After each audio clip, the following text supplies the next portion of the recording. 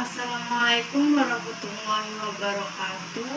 Perkenalkan, nama saya Fitri Wulandari, NIM 210304276 dari kelas 4 Rek AMGT 5. Baiklah, di sini saya memenuhi tugas UTS dari mata kuliah Manajemen Sumber Daya Manusia, dan di sini saya akan membahas mengenai kepemimpinan dan pengawasan. Nah, apa sih kepemimpinan dan pengawasan itu? Kepemimpinan dan pengawasan adalah dua aspek kritis yang harus berjalan bersama-sama untuk mencapai tujuan organisasi. Kepemimpinan adalah bagian penting dari manajemen kepemimpinan, merupakan kemampuan yang dipunyai seseorang untuk mempengaruhi orang lain agar bekerja mencapai tujuan yang telah ditetapkannya. Nah, untuk pengawasan itu sendiri adalah proses pengelolaan aktivitas atasan dan bawahan dalam organisasi. Pengawasan dalam kepemimpinan organisasi akan membantu menciptakan lingkungan kerja yang saling menghormati dan saling menghargai, dan ini juga membantu menciptakan budaya kerja yang produktif dan meningkatkan produktivitas. Pengawasan yang efektif dan melindungi organisasi dari berbagai risiko, dan demikian dapat membantu meningkatkan kinerja. Baiklah, selanjutnya yaitu ada hubungan antara organisasi, manajemen, dan kepemimpinan. Nah, organisasi, manajemen, dan kepemimpinan adalah konsep yang saling berhubungan. Hubungan antara ketiganya terlihat dalam struktur organisasi. Organisasi adalah sebuah sistem yang menyatukan orang-orang dan sumber daya untuk mencapai tujuan bersama. Organisasi memiliki struktur yang terdiri dari berbagai lapisan yang berbeda. Struktur ini menentukan bagaimana orang-orang dan sumber daya lainnya berinteraksi. Baiklah, selanjutnya yaitu manajemen.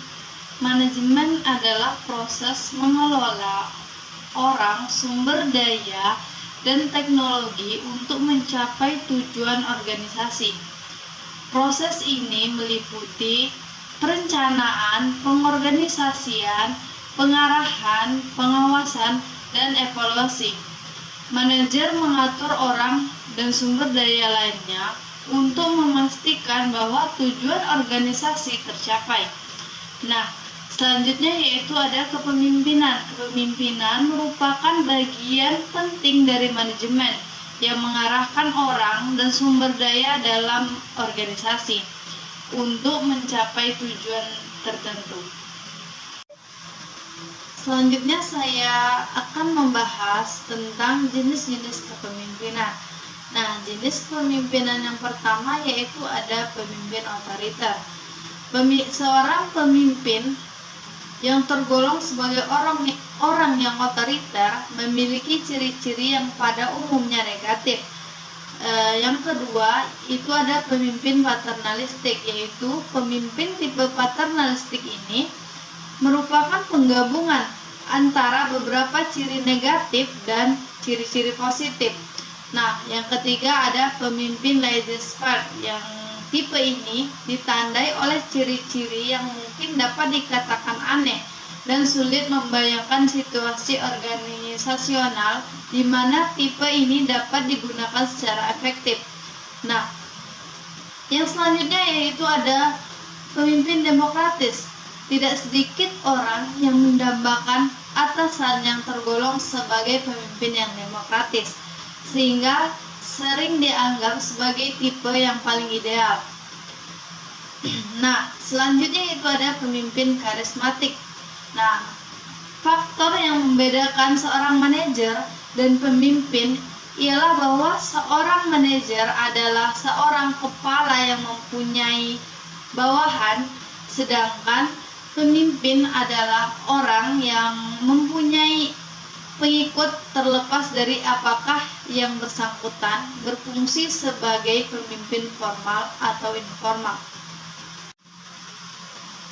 Selanjutnya saya akan membahas yaitu hal yang harus dimiliki seorang pemimpin.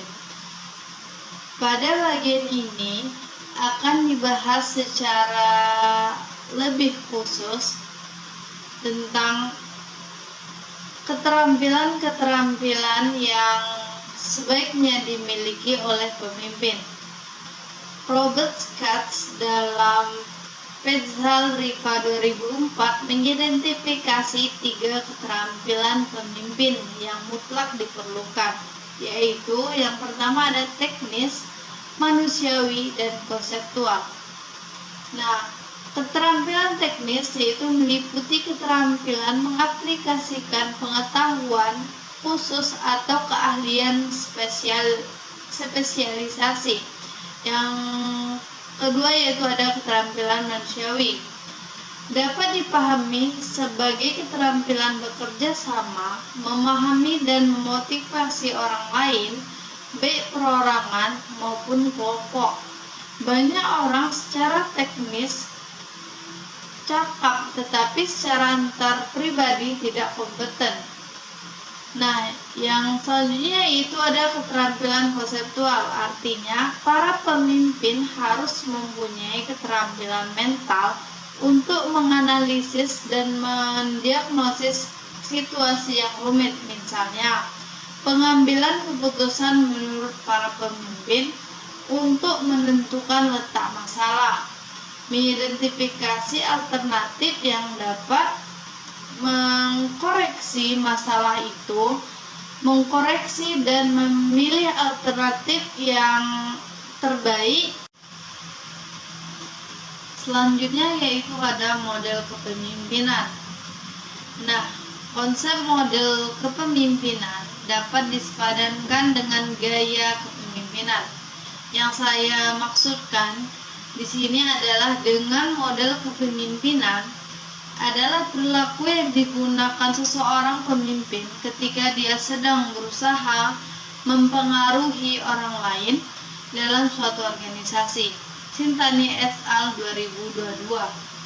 Pembicaraan mengenai model kepemimpinan berawal dari adanya suatu kenyataan bahwa seseorang lebih menonjol dibandingkan orang lain.